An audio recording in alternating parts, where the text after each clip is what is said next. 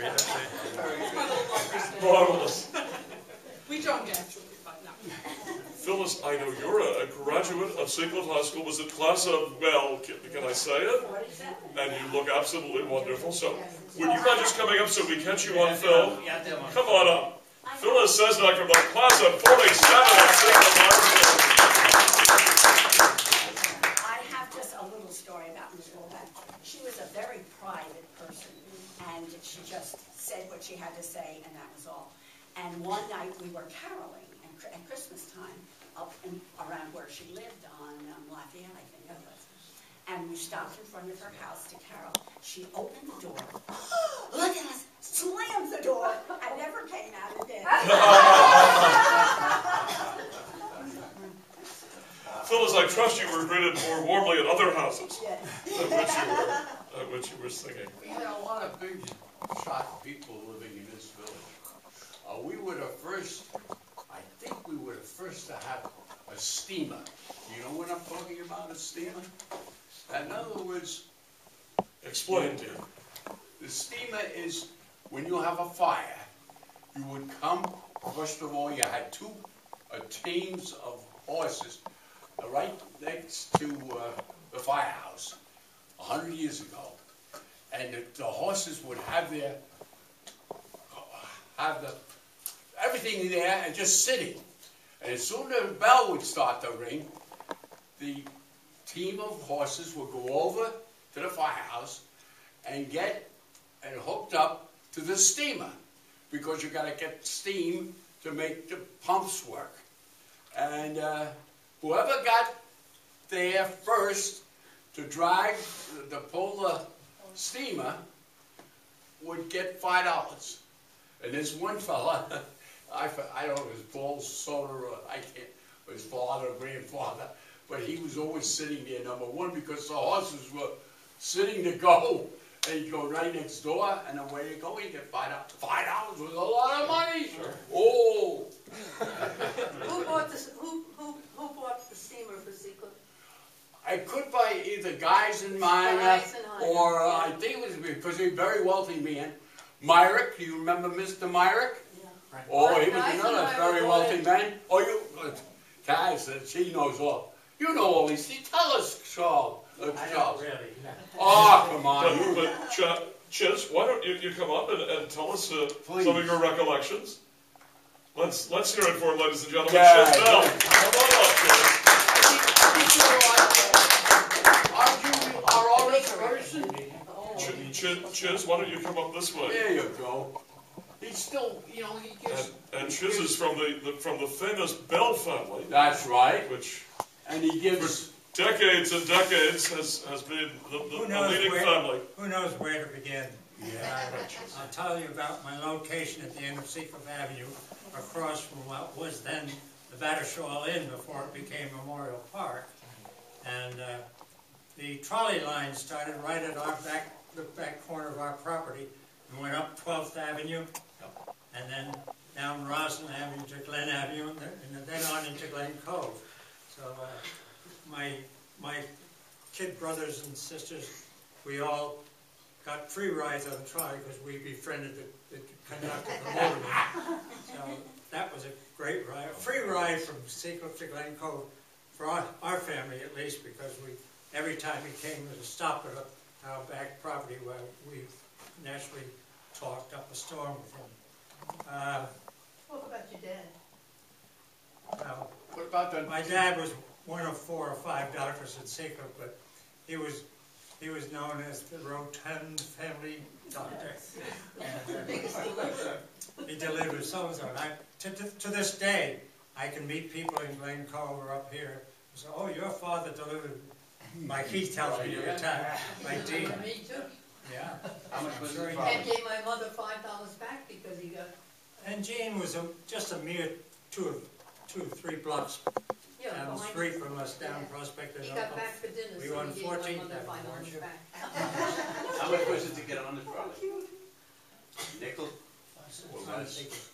Other fond memories. The bakery. What about coming up the... That's reminded me, where Harrian's, which is now Greenpeace, I think. Sure, sure. There was wonderful German bakery there. And Karl Stickel was the baker there. I don't know how many ever heard that name, but that was the best place to get free ladyfingers all day long. I think saying free rides on the trolley and then free ladyfingers, we must have been the biggest moochers. All right, Chiz, that's right. Well, Chiz, your family has given so much that it's only fair that you get a free trolley ride now and then. Yes, Dean. Well, it comes up, used to come up to give the ride up the hill. The Cog Railroad. What? The Cog Railroad? Yeah, well, you used to be the, what do you call it? Take up, come up to Train, the cable. cable car, right. I think that was only 3 cents. It might have been. And where did that come up? It started right at the, where it went on fire. Yeah. Many hundred years ago. Okay. Where they come in from New York City with all the people would like to go to stay for the summer and everything, and then they would go up and get the ride up to cable car. I think a relative was. That was well before your time, Dean. Yeah, I'm only 79. I'm a kid here. You guy. Yeah, you want to. But the Bell family was unbelievable. I mean, and people were Wonderful people. Wonderful people. Started the school, the hospital. My brother was the first baby born in 1970. It's 1927. It started there. Then I was born in 32. And then we were all deficient kids. And for the younger people here, if you did something as you're walking along the street, your mother, or not your mother or father, somebody else would walk up and give you a shot in the head. And if I'm going to tell your mother and father, oh my God, then you get your brains broken. We never had any problem with kids. I mean, the parents were restricted. The teachers were restricted. The clergy was respected. Who is respected today? Don't start. Well, Dean, I think you are. I'm Particularly old.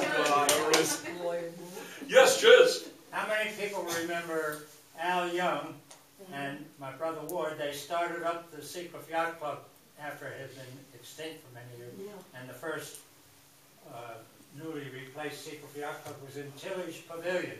That's right. And then they moved from there up to the upper floor of the big pavilion. That's in the 1944 heli train, and I had a picture and I lost it. It was to put the crash in the 44 hurricane, and it took the floats, take them right over the spilings, and then it crashed into the pavilion of Seacliff Pavilion. And that's 1944, and there was about 150, what's it called, where you put your lockers. Everybody had lockers. But there was a big, you had Min, and Hall, H, Min, and Frank, and they would never, and they could maybe give $25 to get the concession. All of a sudden, one guy comes, and he wanted more. Then they were made a lot of money. They only go for 3 or 4 months, but they make enough money selling in the concession. Do you remember how much it cost to join the yacht club then? $5. $10 for $3. $3. Yeah. By the time I was in high school, it was 10. Well, To have a locker. Does someone have a specific memory of the pavilion? Either from walk around there. So why don't you come up? No. Yeah, sure, come on up, because I know you grew up in the 50s here in Seacliff. Come on up. There and then- Mom